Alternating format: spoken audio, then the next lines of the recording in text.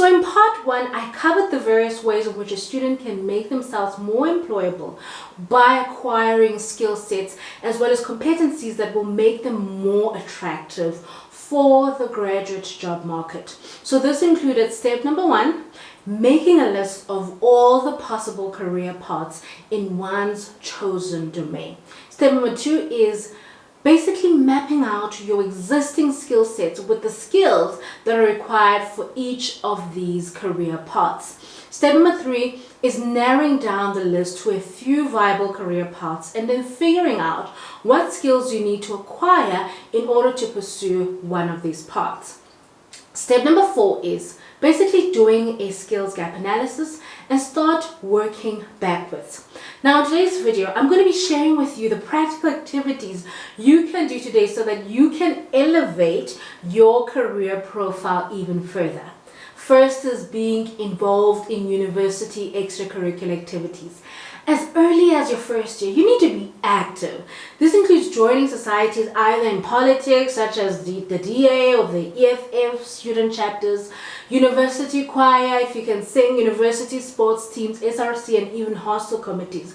By being involved in your first year, you'll make it easier for you to form part of the leadership council in your senior year.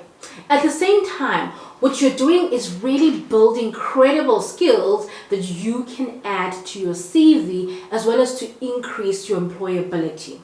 You need to visit your university's career center. This resource will help you to level up on your CV writing and your interview skills, and also is a hub for you to find placement opportunities and build credible professional networks within your field of study. Find a part-time role or job that is related to your field of study. For example, if you are interested in becoming a graphic designer or you're studying graphic design as part of your undergrad, have you actually considered working for a design agency, even if it's part-time, or even becoming a freelancer part-time through a platform like Fiverr? Now, this opportunity can really help you understand what the daily life is like of a fellow designer and help you gauge a better understanding for the industry, making you stand out whilst building your business acumen. Also, if you're working for yourself, this will allow you the opportunity to start practically applying the theory that you have gained in the classroom. This will build your technical skills, your communication, and your client relation skill sets. Have you considered also applying for VAC work opportunities or even VAC work? Because what this will do is that it will help you build the mindset and the skill set for the real business world and allow you the opportunity to have a better understanding of how the world of work will look like for you within your field. Now, a lot of these big firms, law firms, consulting firms, accounting firms, offer VAC work opportunities to students. Even pharmacies as well for pharmacy students. So you need to always be on the lookout for those opportunities. Self-development through growing your skills and knowledge. You need to have a growth mindset, guys. How? Are you attending conferences? External courses? Are you reading? Are you writing your board exams? Are you gaining accreditations? Are you affiliated to a field-specific professional board? Now, why is this important? It is essential that during your studies you're acquiring some of the core skills that are highly valued by graduate employers, which is learning, number one, on how to work under pressure or meeting tight deadlines, being able to present your ideas clearly and articulate yourself well.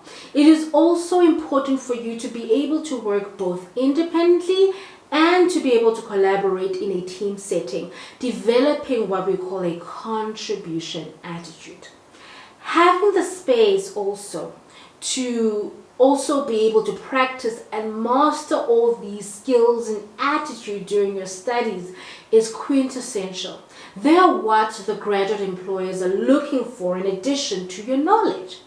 So consider doing elective courses that are relevant to your career aspirations. For example, if you're a photographer and and you're taking an art class, this can also help you expand your creativity even further. If your school doesn't offer classes in the skills that you're hoping to grow, consider investing in relevant software. Keep your skills up to date. Basically meaning that you need to stay up to date with various technologies or industry trends that are going to help you gain an advantage over the other graduate candidates. Make yourself stand out. You need to stay current by doing online research, reading academic journals, visiting your school's library. Start to look outside of seeking traditional opportunities and maybe consider creating your own. For example, again, you're a student who is doing photography, right? I'm making that example again. Why not create your own blog where you are displaying a portfolio of your work and even running a part-time photography business, especially during these graduation seasons. This will help you gain experience, skills that are relevant to your field. These opportunities can also improve your other soft skills, right? Such as leadership skills, financial literacy, business acumen, and even communication skills, which are all beneficial skills to have across several industries. Lastly, what you need to do is create and optimize an online personal brand.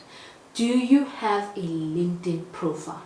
Because this is a great social networking platform to keep in touch with others in your field. You need to make sure that your profile is always up to date. Use the platform to connect with university alumni, within your industry peers, join LinkedIn groups where you can actually gain insights and also get the opportunity to engage and share insightful information. You need to start following companies that you would like to work for on LinkedIn and get a better understanding of what it is like working there, which is basically the company culture.